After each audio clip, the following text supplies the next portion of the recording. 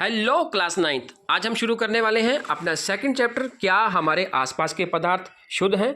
देखो बच्चों, आप मार्केट जाते हो और मार्केट में जाकर आप दूध की दुकान पर दूध लेने जाते हो, मान लीजिए डेयरी पर, और वो आपको कहता है कि ये जो दूध है ये शुद्ध है।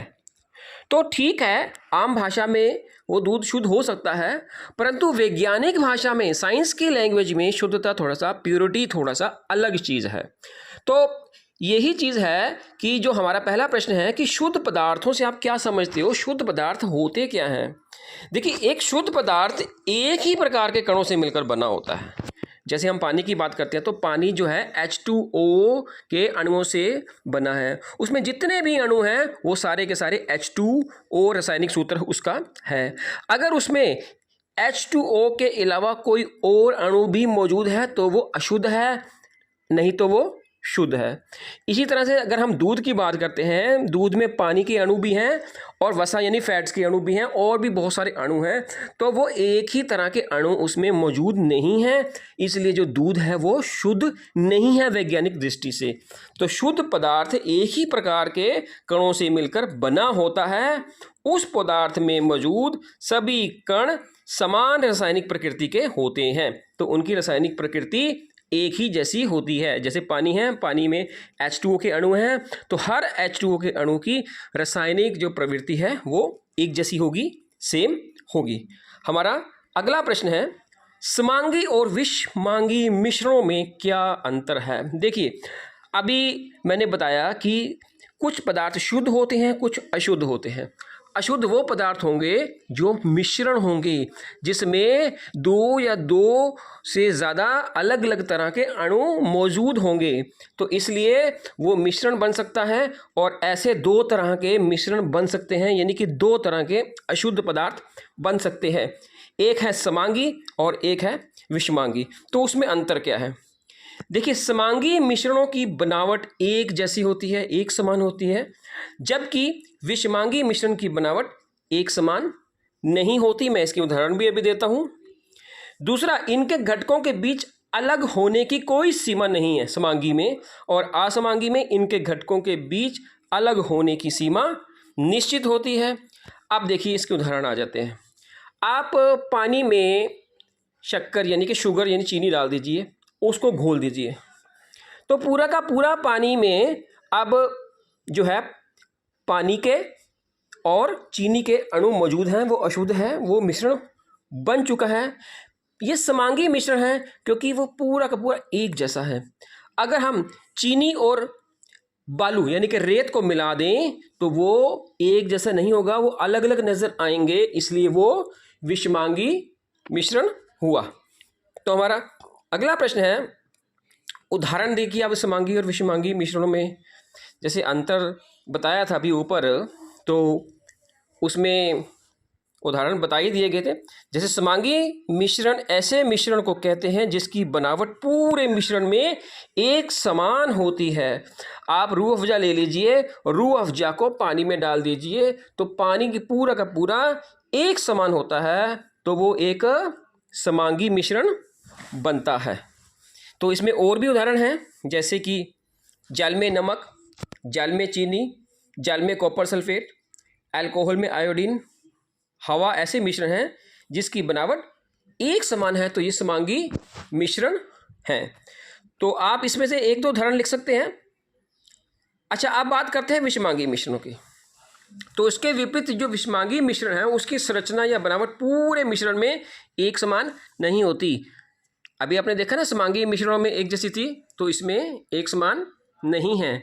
जैसे कि सोडियम क्लोराइड और लोहे की छीलन का मिश्रण। सोडियम क्लोराइड नमक को बोलते हैं, यानी कि नमक और लोहे का बुरादा आप इसको कह सकते हैं। दूसरा इसमें उदाहरण है नमक और सल्फर, और जल और तेल।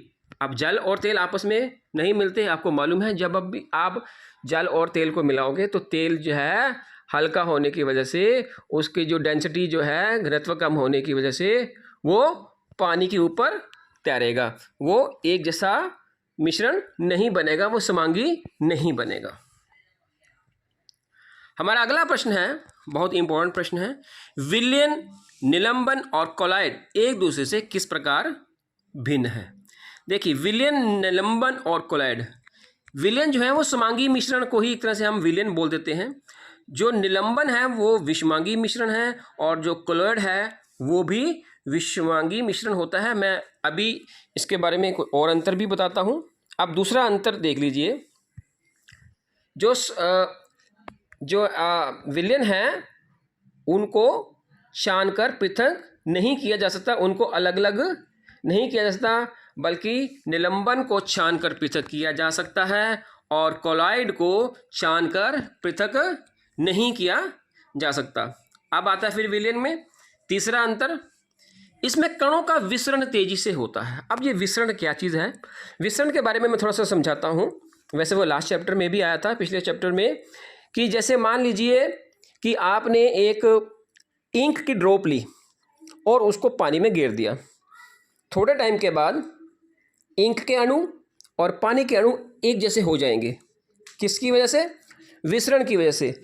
यानी कि दो अलग अलग प्रकार के जो पदार्थ थे उनका आपस में मिलना ही विसरण कहलाता है।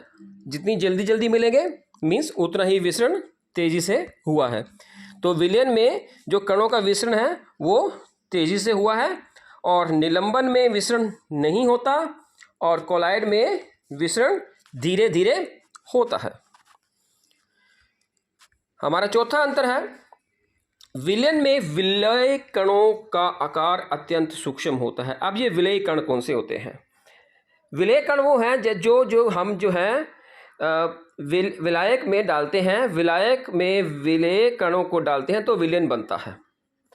तो अब जैसे पानी में अगर हम चीनी डाल दी तो चीनी जो है वो विलय कण है। तो जो विलय कणों का आकार उसमें बहुत छोटा होता है, लगभग 1 नैनोमीटर या उससे भी कम। जो निलंबन में विलय कणों का जो आकार होता है वो थोड़ा सा बड़ा होता है, पर्याप्त होता है, वो 100 नैनोमीटर से थोड़ा कम होता है। और जो कोलॉइड में जो कणों का आकार होता है वो विलयन और निलंबन के बीच का होता है, यानी कि विलयन से बड़ा परंतु निलंबन से छोटा। नेक्स्ट प्रश्न है, एक संतृप्त विलयन बनाने के लिए 36 ग्राम सोडियम क्लोराइड, यानी सोडियम क्लोराइड नमक को बोलते हैं।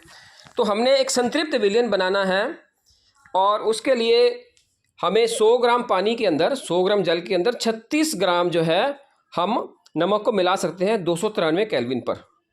तो उसकी सांद्रता कितनी होगी इस टेम्परेचर पर? देखिए सांद्रता यानी कि कितने परसेंट उसमें नमक डाल दिया हमने, यानी कि पानी में कितने परसेंट नमक डाल दिया।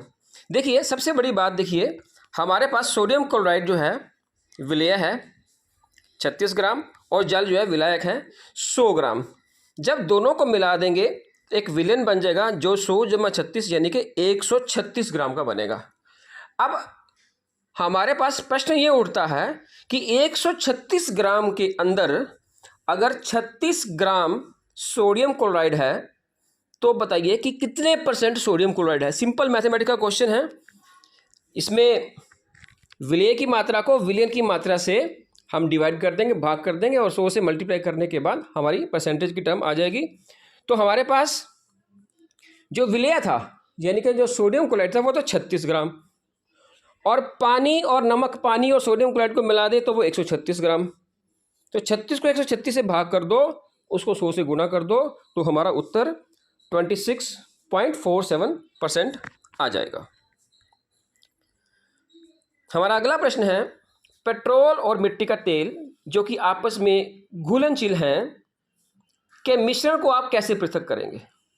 आप पेट्रोल पंप पर गए, आपने मान लीजिए आप किसी भी कंटेनर के अंदर, व्हीकल में नहीं, किसी कंटेनर के अंदर वो पेट्रोल डलवा लिया। आपको पता चला कि वो पेट्रोल के अंदर तो मिट्टी का तेल मिला हुआ था, केरोसिन ऑयल मिला हुआ था। तो आप दोनों को पृथक कैसे करेंगे? अब दिया क्या हुआ है? दिया ये हुआ है कि पेट्रोल तथा मिट्टी के तेल के क्वथनांकों में, क्वथनांक का मतलब बॉइलिंग टेम्परेचर, जिस टेम्परेचर पर कोई चीज़ बॉयल होती है 25 डिग्री का अंतराल है।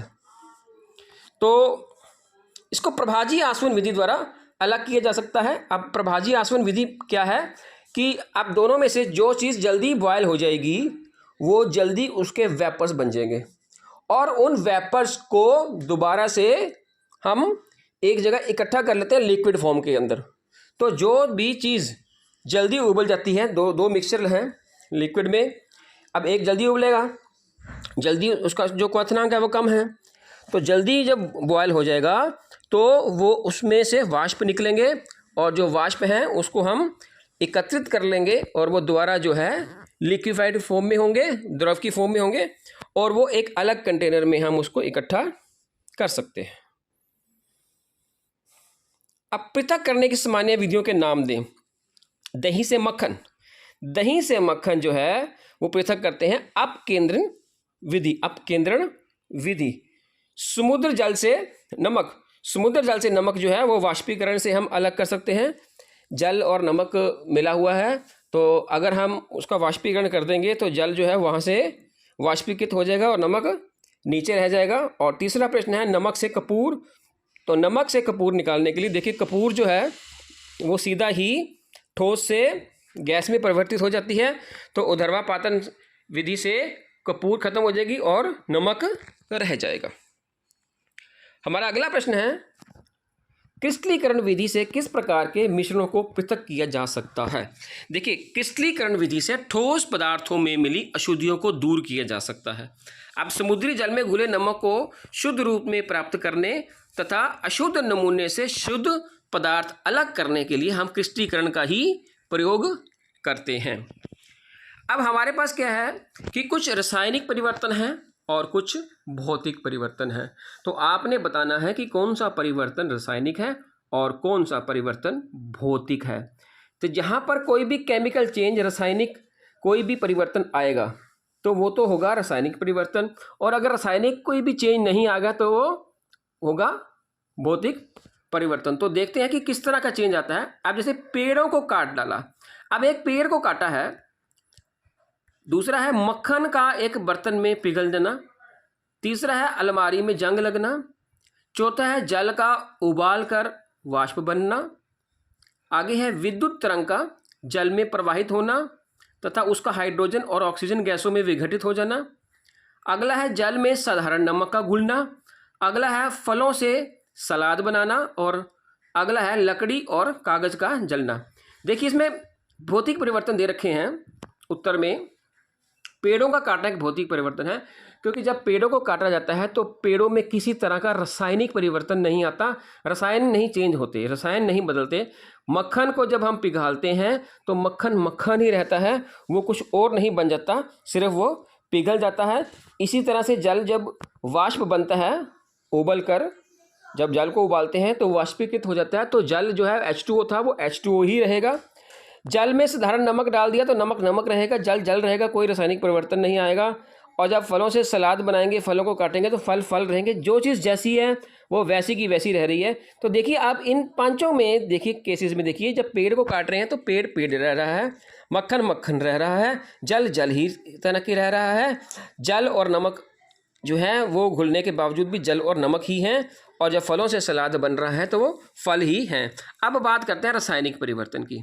देखिए, जब अलमारी में जंग लग गया, जंग लग गया का मतलब है कि आयरन को जो ऑक्साइड जो है आयरन ऑक्साइड बन गया, यानी कि एक रिएक्शन हो गया, एक रासायनिक जो है अभिक्रिया हो गई कि लोहे ने जो है ऑक्सीजन से क्रिया कर कर आयरन ऑक्साइड बना दिया।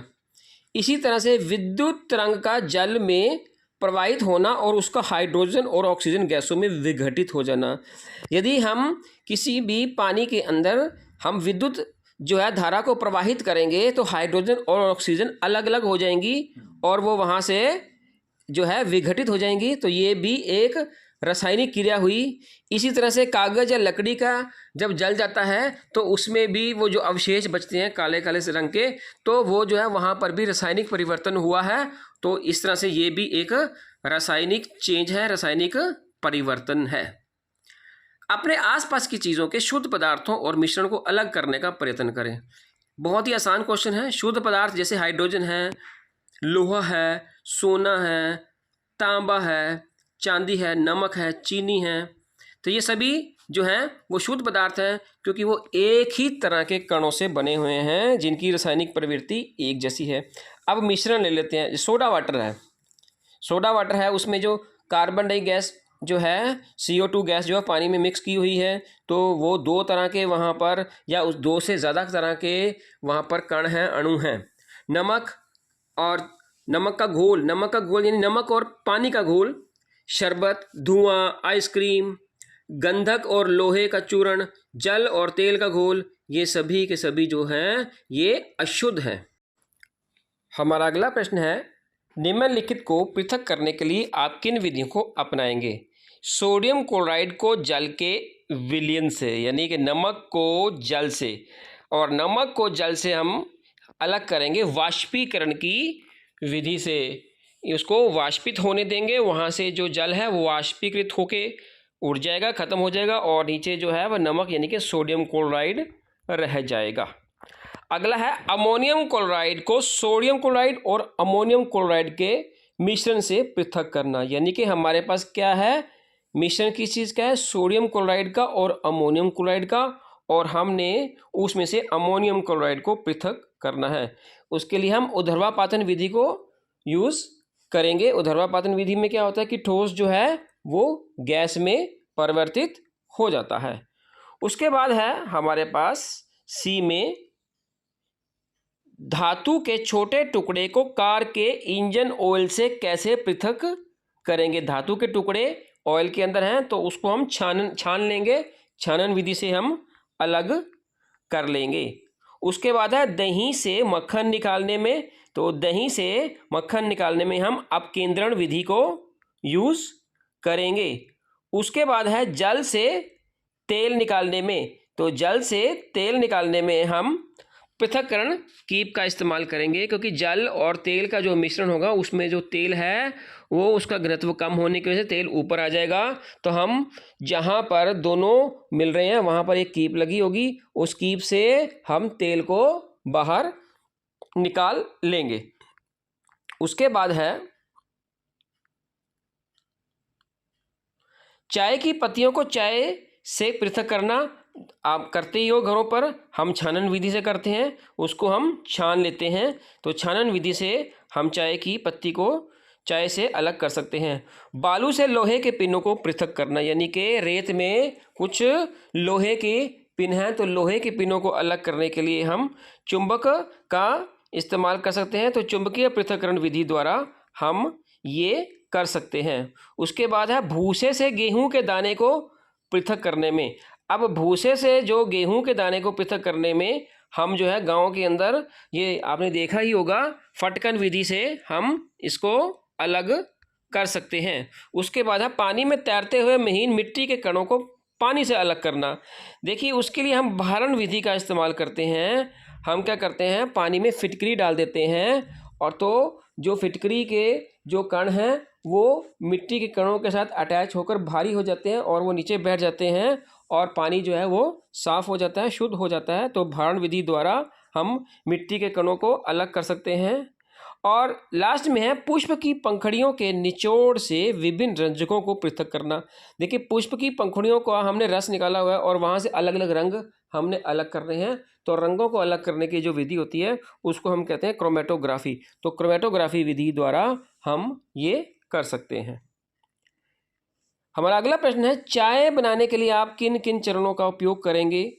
अब उसमें कुछ शब्द दे रखे हैं, आपने इन शब्दों को उसमें इस्तेमाल करना है। विलयन, विलायक, विलेय, घुलना, घुलनशील, अघुलनशील, घुलीय और अवशेष शब्दों का प्रयोग करें।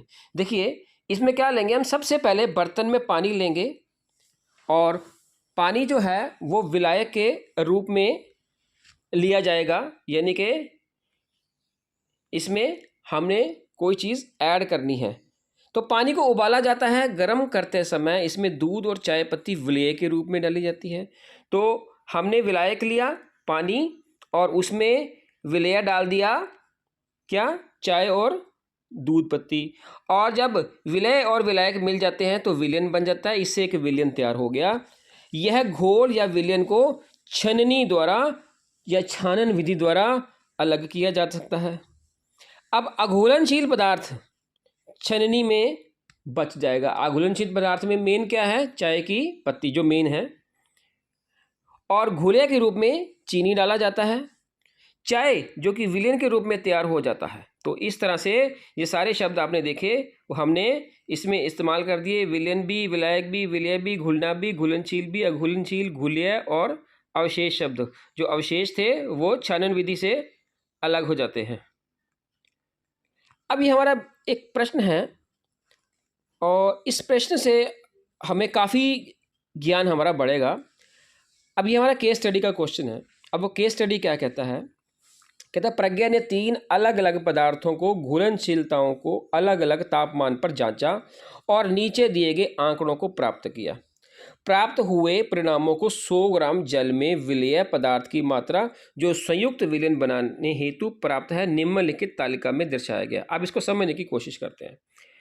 अब हमारे पास तापमान है 283 केल्विन, 293 केल्विन, 313 केल्विन, 333 केल्विन और 353 केल्विन। ये अलग अलग तापमान पर अगर हम पोटाशियम नाइट्रेट को डालते हैं तो 283 केल्विन पर जो है वो 21 ग्राम पोटाशियम नाइट्रेट जो है वो 100 ग्राम पानी में घुल सकता है, इससे ज़्यादा नहीं।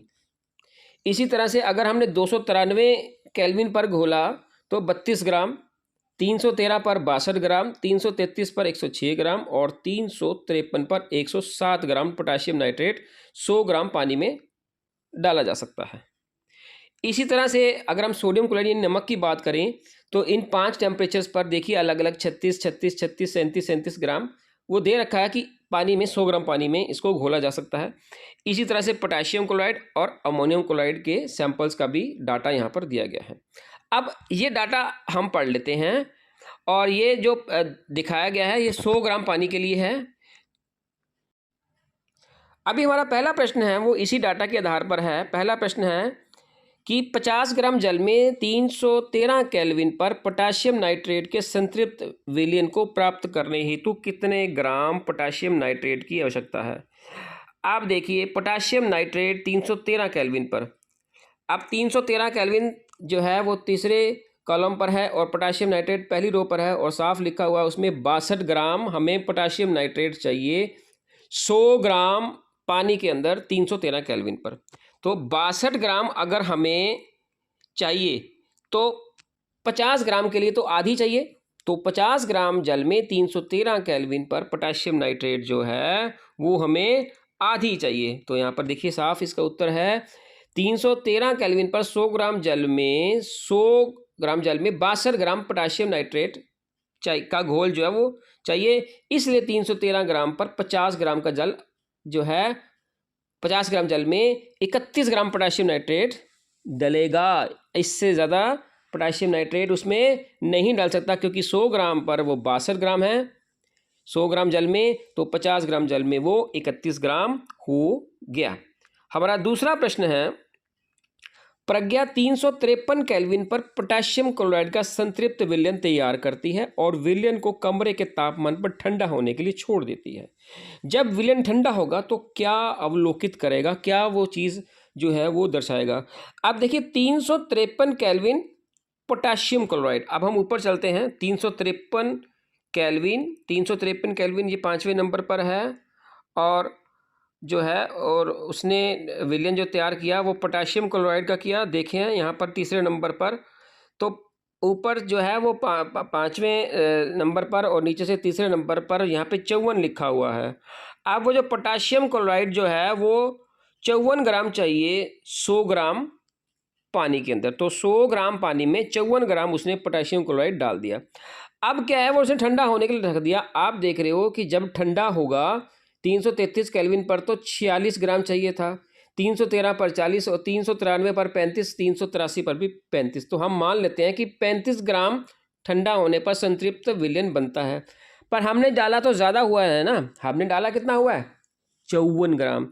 इसलिए जब वो ठंडा होगा, ठंडा होने के लिए छोड़ देगी तो विलयन ठंडा होगा तो उसमें जो है क्या होगा, उसमें पाउडर नीचे बैठना आरंभ कर देता क्योंकि उसमें कुछ पाउडर एक्स्ट्रा आ गया। क्योंकि 53 ग्राम तो चाहिए था जो हमारा तापमान दिया हुआ है, परंतु जब हमने ठंडा कर दिया तो अब वो संतृप्त विलयन नहीं रहेगा, वो जो है पाउडर की फॉर्म में या वो ठोस की फॉर्म में वो प्रदर्शित करेगा। उसके बाद जो है हमारे पास जो है सी क्वेश्चन है, 293 केल्विन पर प्रत्येक लवण की घुलनशीलता का परिकलन करें। देखिए 293 केल्विन पर 293 ये दूसरे नंबर पर है, पोटाशियम नाइट्रेट का 32, सोडियम क्लोराइड का 36, पोटाशियम क्लोराइड का 35 और अमोनियम क्लोराइड का 37, जिसमें सबसे ज़्यादा अमोनियम क्लोराइड का है और सबसे कम पोटाशियम नाइट्रेट का है। प्रश्न क्या पूछता है? प्रश्न कहता है कि इस तापमान पर कौन सा लवण सबसे अधिक घुलनशील होगा। देखिए यहाँ पर अमोनियम क्लोराइड 37 ग्राम घुल सकता है, 137 ग्राम ये घुलनशीलता इस तापमान पर अमोनियम क्लोराइड की सबसे अधिक है। तो इसका उत्तर हुआ अमोनियम क्लोराइड। हमारा जो डी पार्ट है, डी क्वेश्चन है, तापमान में के परिवर्तन में लवण की घुलनशीलता पर क्या प्रभाव पड़ता है।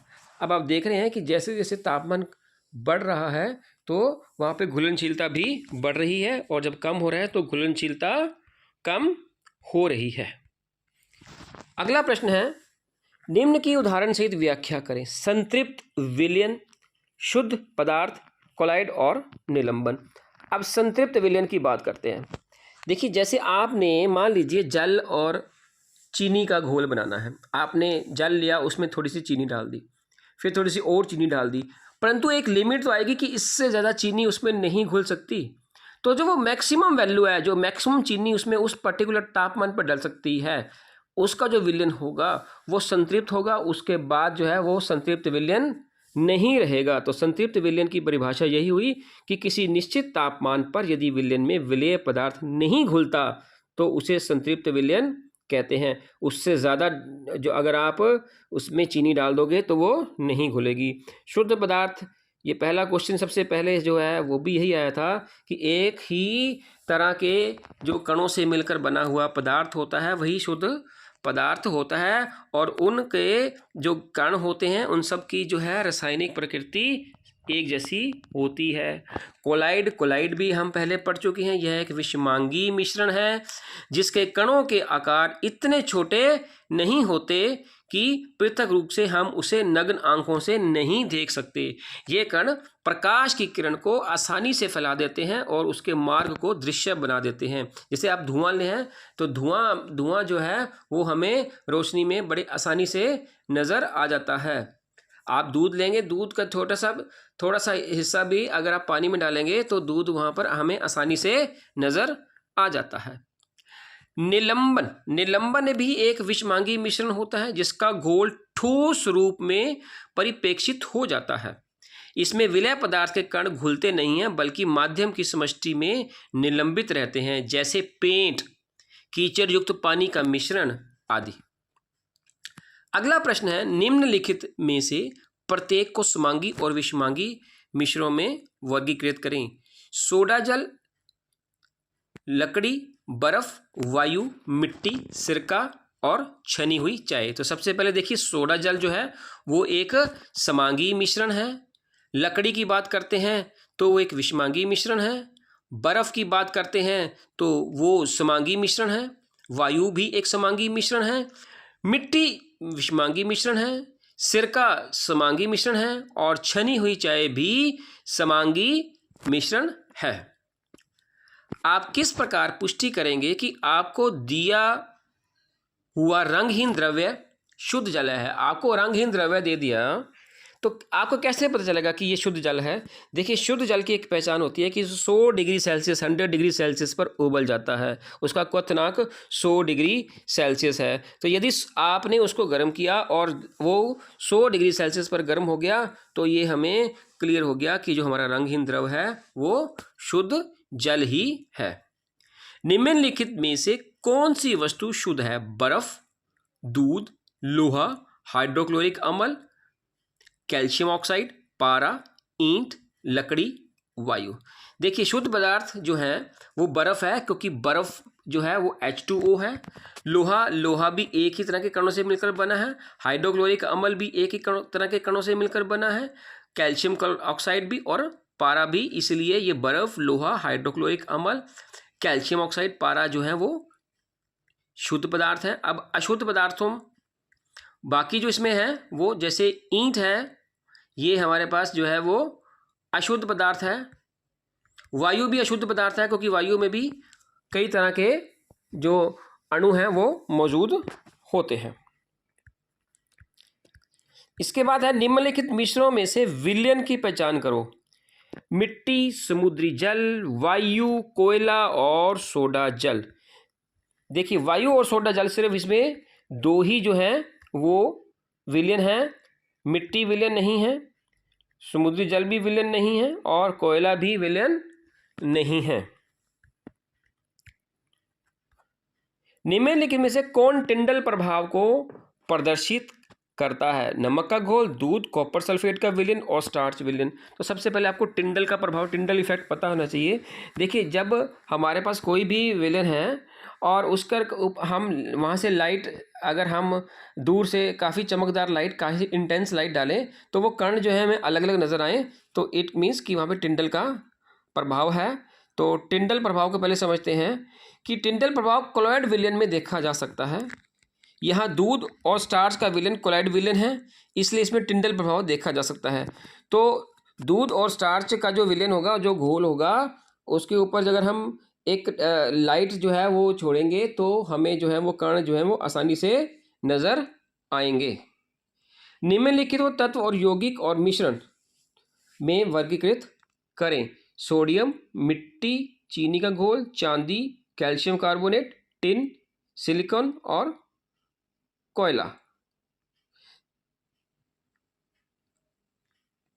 और उसके बाद है वायु, साबुन, मीथेन, कार्बन डाइऑक्साइड और रक्त। देखिए जिसमें तत्व हैं जो सोडियम, चांदी, टिन और सिलिकॉन, ये तो तत्व हैं।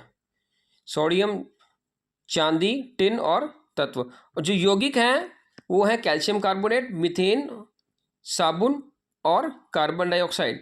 और जो इसमें मिश्रण है, मिश्रण जो है वो जो दो या दो से अधिक यौगिक या तत्वों से मिलकर बना होता है, जैसे मिट्टी, चीनी का घोल, कोयला, वायु और रक्त।